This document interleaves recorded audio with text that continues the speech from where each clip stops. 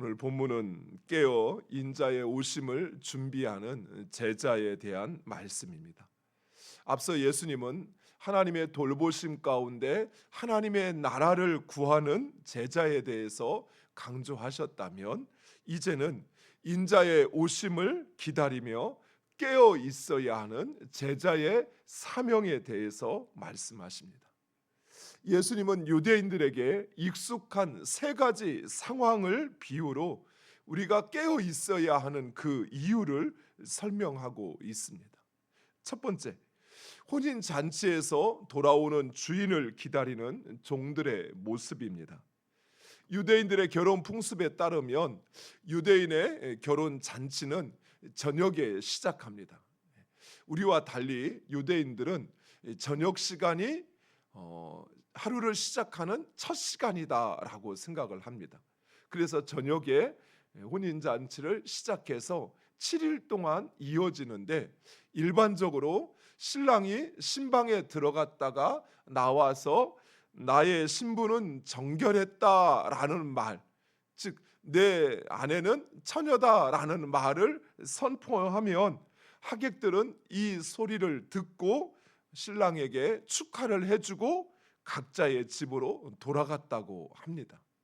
그래서 이 7일 동안 첫날 밤을 치르고 나와서 말할 수도 있고, 둘째 날, 셋째 날이 지나서 이야기할 수도 있고, 어느 때 돌아갈지 아무도 몰랐습니다.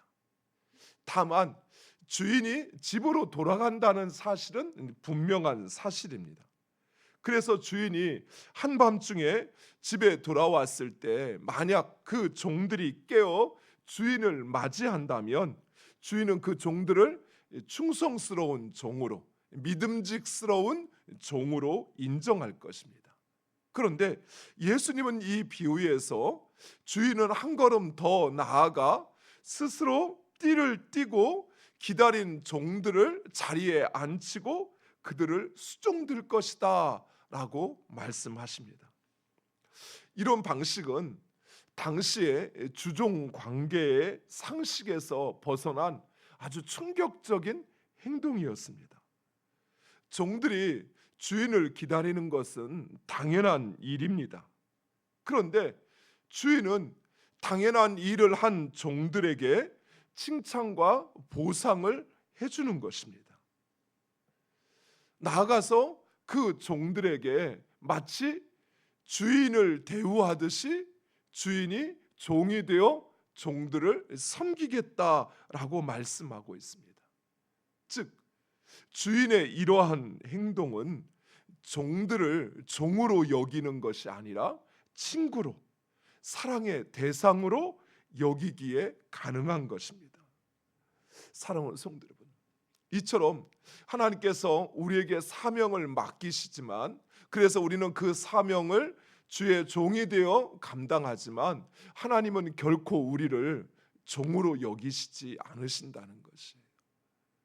하나님은 우리를 주님의 일을 위한 그런 수단으로 취급하시는 것이 아니에요. 하나님은 우리를 사랑의 대상으로, 축복의 대상으로 여기시는 것입니다. 그래서 우리가 주님의 일을 감당하면 할수록 오히려 하나님은 우리에게 당연한 일이지만, 우리에겐 너무나도 당연한 일이지만, 그러나 그런 우리에게 축복해 주시고 주의 사랑을 베풀어 주시는 것입니다. 두 번째로, 예수님은 도둑의 비유를 통해 생각하지 않은 때에 오실 것을 말씀하십니다. 예수님의 재림과 심판은 마치 도둑이 예고 없이 찾아오듯이 생각하지 못한 때 올 것이다 라고 이야기합니다. 그렇습니다. 사랑하는 성도 여러분, 우리는 최후의 심판만을 생각하니까 우리 주님이 오실 그날이 아직 멀었다라고 생각합니다. 그러나 주님이 오실 날은 우리에게는 최후의 심판만이 아니라 이 땅의 삶을 마치는 날이죠. 이 땅의 삶을 마치는 날, 그날은 언제 올지 아무도 알지 못합니다. 또한 주님이 이 땅에 다시 오시는 최후의 심판의 날도 언제 될지 어느 누구도 알지 못합니다. 따라서 우리는 깨어 있어야 합니다. 여기서 깨어 있다라는 말은 주께 받은 사명과 말씀에 충성하는 것을 말합니다. 내가 받은 사명, 하나님께서 나에게 맡겨주신, 나를 부르셔서 나로 하게 하신 그 사명, 그리고 주님께서 나에게 주신 그 말씀을 순종하고 행하여야 한다는 것입니다.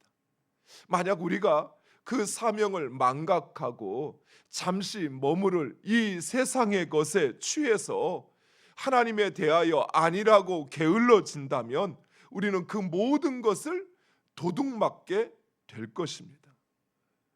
사랑하는 성도 여러분, 이 세상의 것은 우리가 잠시 머무는 이 시간에는 우리에게 필요합니다. 그렇죠. 할 수만 있으면 좋은 집, 편하게 사는 것, 또 우리에게 필요한 것을 넉넉히 누리며 사는 것 좋습니다.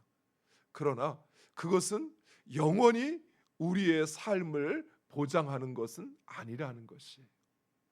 더욱이 우리는 이 땅에 영원히 머무는 것이 아니라 우리의 본향, 하나님 부르시면 언제든 그 본향으로 달려가야만 하는, 본향을 향하여 사는 나그네와 같은 존재라는 것입니다. 따라서 우리가 이 땅에 머무는 이유, 그것은 세상의 것을 더 많이 가지고 그것을 누리기 위한 것이 아니죠. 우리가 이 땅에 머무는 이유는 바로 주님이 우리를 부르시고 보내신 그 사명 때문인 것이죠. 따라서 우리는 그 사명을 감당해야 한다는 것입니다. 이때 베드로가 이 말씀이 자신들을 향한 것인지 아니면 이 모든 사람들을 향한 것인지를 묻습니다. 그러자 예수님은 이 베드로의 질문에 직접적인 대답을 하지 않으시고 누가 진실한 청지기 인간을 물으십니다. 그러면서 주인이 떠나면서 청지에게 재산과 그리고 그 종들을 관리하는 일을 맡기었는데, 그래서 그 종이 깨어 있어 그 직무를 지혜롭고 충성스럽게 감당한다면 주인은 돌아와 그를 칭찬하며 그에게 합당한 보상을 할 것이다 라고 말씀하십니다. 물론 주인이 없는 동안 그 재산과 종들을 관리하는 일은 쉽지 않습니다. 이런저런 유혹도 있을 것입니다. 언제 올지도 모르는데 내가 이렇게까지 충성을 해야 될까? 그래, 주인이 올지 안 올지도 모르는데 그래, 맞아, 이건 내 것으로 여기고 내 뜻대로 살자, 이럴 수도 있을 것입니다. 또 다른 종들의 시기와 질투를 받기도 할 것입니다. 너만 주인의 종이니? 하면서 비난할 사람도 있을 것입니다. 의도하지 않게 오해를 받고 비난도 받을 것입니다.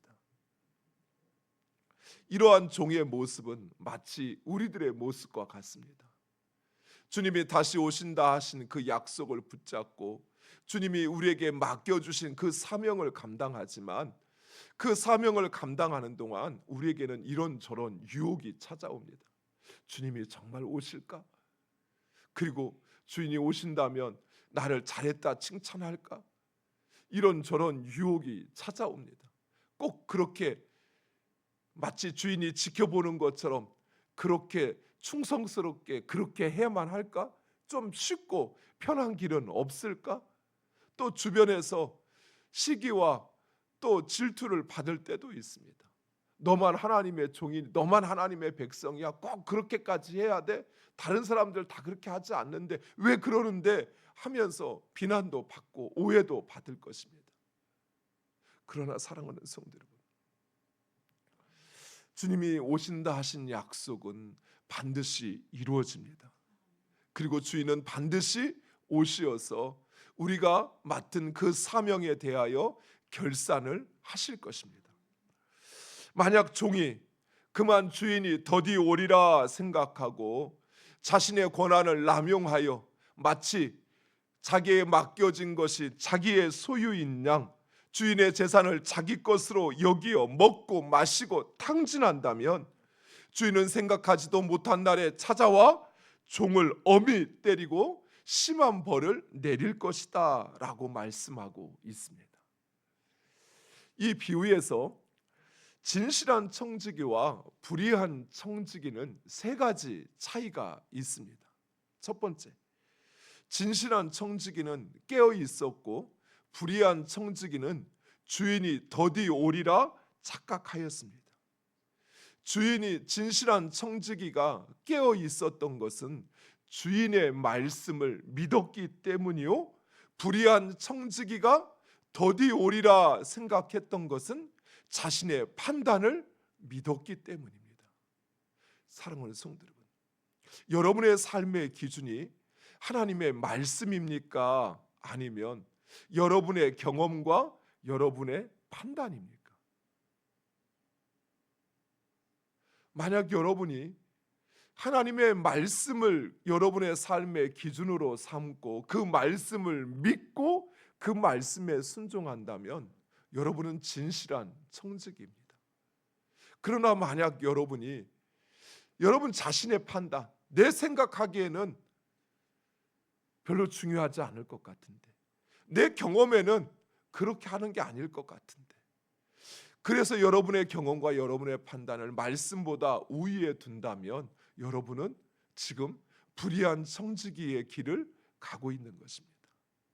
두 번째, 진실한 청지기는 지혜롭게 행동하였고 불의한 청지기는 욕심대로 행동하였습니다. 진실한 청지기가 지혜롭게 행동할 수 있었던 것은 주인이 주실 그 상을 소망했기 때문입니다. 하지만 불의한 청지기가 자기 욕심대로 행하였던 것은 보이는 것에 집착하였기 때문입니다. 사랑하는 성도 여러분, 여러분은 어떻습니까? 보이는 것, 그것에 따라서 들려지는 것, 사람들의 말에 따라서 여러분의 선택과 행동을 결정하십니까? 아니면 주님께서 우리에게 약속하신 하나님의 나라, 또 그 나라에서의 나에게 주어질 그 상을 여러분이 그것을 기대하고 그리고 그것을 위하여 살고 있습니까? 어제 말씀한 것처럼 진정 하늘 창고에 여러분의 그 보화를 쌓고 있습니까? 만약 여러분이 하늘 창고는 텅텅 비어가는데 이 세상에 여러분의 창고에만 쌓고 있다고 한다면 여러분은 불의한 청지기가 되는 것입니다. 세 번째, 진실한 청지기는 주의 뜻에 충성하였고 불의한 청지기는 주인의 뜻에 역행하였습니다. 진실한 청지기가 주인의 뜻에 충성한 것은 자신의 정체성을 분명히 알았기 때문입니다. 내가 누구인가라고 하는 것, 자신의 그 정체성과 본분을 알았기에 그는 주인이 맡겨준 일에 충성할 수 있었습니다. 반대로 불의한 청지기는 자신에게 주어진 것으로 인해 스스로 주인인 양 착각했기 때문입니다. 사랑하는 성도 여러분, 여러분의 본분이, 여러분에게 주어진 그 사명이 무엇인지 분명히 알고 행하십니까? 아니면 그저 내게 주어진 그 모든 것은 내 것이니까 내 뜻대로 그렇게 내 것으로 여기며 나를 위하여서만 사용하고 있습니까? 만약 여러분이 후자라면 여러분은 지금 불의한 청지기가 되는 것이에요. 자, 베드로의 질문과 한번 연결해 보겠습니다. 주님이 말씀하시는 것, 나를 향하여, 우리를 향하여 하시는 것입니까? 아니면 저 외인들도 향하여 하시는 것입니까? 주님이 말씀하시는 것은 자신의 본분을 알고 그리고 주인이 말씀하신 그 소망을 가지고 그리고 주인의 말씀에 순종하는 자에게 하는 것입니다. 사랑하는 성도 여러분, 내가 진실하고 충성스러운 청지기로 산다면, 그렇다면 여러분은 주님의 제자인 것입니다. 그러나 주님의 곁에 있지만, 그래서 매일 예배도 드리고 직분도 받았고, 그리고 때로는 주님의 일도 하지만, 그러나 여러분이 주님의 말씀보다는 내 경험과 내 생각을 중심에 두고 여러분의 본분을 잃어버리고, 그리고 세상의 것을 위하여 산다면 여러분은 제자가 아니라는 것이에요. 사랑하는 성도 여러분, 이 정도 해도 괜찮겠지? 나 그래도 주님이 긍휼히 여겨주시겠지? 사랑하는 성도 여러분, 주님이 긍휼히 여기는 사람은 주의 말씀대로 살려고 몸부림치지만, 그러나 때로는 자신의 연약함에 무너지고, 때로는 세상의 유혹에 무너지고, 그러나 다시 주의 말씀 앞에, 주님 앞에 회개하고 나아가는 자, 하나님은 그를 긍휼히 여기시는 거예요. 처음부터 하나님의 말씀보다 내 생각이 앞서고, 하나님 나라의 소망보다 세상의 욕심이 더 중요하고, 내 본분보다 내 욕망을 쫓아서 살아간다면 그것은 긍휼의 대상이 아니에요. 사랑하는 성도 여러분, 우리는 진실하고 충성스러운 청지기가 되어야 합니다. 그러기 위해서는 내 생각과 내 판단, 내 경험이 아무리 똑똑해도 그것보다 주의 말씀을 여러분의 삶의 기준으로 삼으시기 바랍니다. 나는 할 수 없어도 주님 말씀하시면 그 말씀에 순종하는 것, 그 사람이 지혜로운 사람입니다. 내 경험에는 아니라고 말해도 그래도 주님 나에게 말씀하셨으면 그 말씀에 순종하는 사람, 그 사람이 충성스러운 청지기인 것입니다. 그리고 우리가 바라보아야 할 것, 그것은 영원한 하나님 나라에서 우리에게 주어질 상입니다. 이 땅에서의 즐거움과 만족, 그것 좋지요. 하지만 그것 일시적인 것입니다. 그것에 내 마음을 다 두어버리면 내 마음에 평안도 없고, 결국 하나님 나라에서는 아무것도 받을 수 있는 게 없다라는 것이. 사랑하는 성도 여러분, 그리고 여러분의 그 본분, 여러분의 정체성을 잊지 마시기 바랍니다. 우리는 하나님의 백성입니다. 세상 사람들이 우리를 무시하고 인정하지 않고, 또 때로는 우리에게 함부로 한다 할지라도, 그러나 하나님은 우리를 하나님의 백성으로 인정하십니다. 따라서 하나님의 백성답게 사셔야 합니다. 우리에게 맡겨진 것, 내 것이 아니라 주의 것임을 분명히 인정하고 주님의 뜻을 따라 행하는 진실하고 충성스러운 청직이 되시는 여러분 되시기를 간절히 축원드립니다.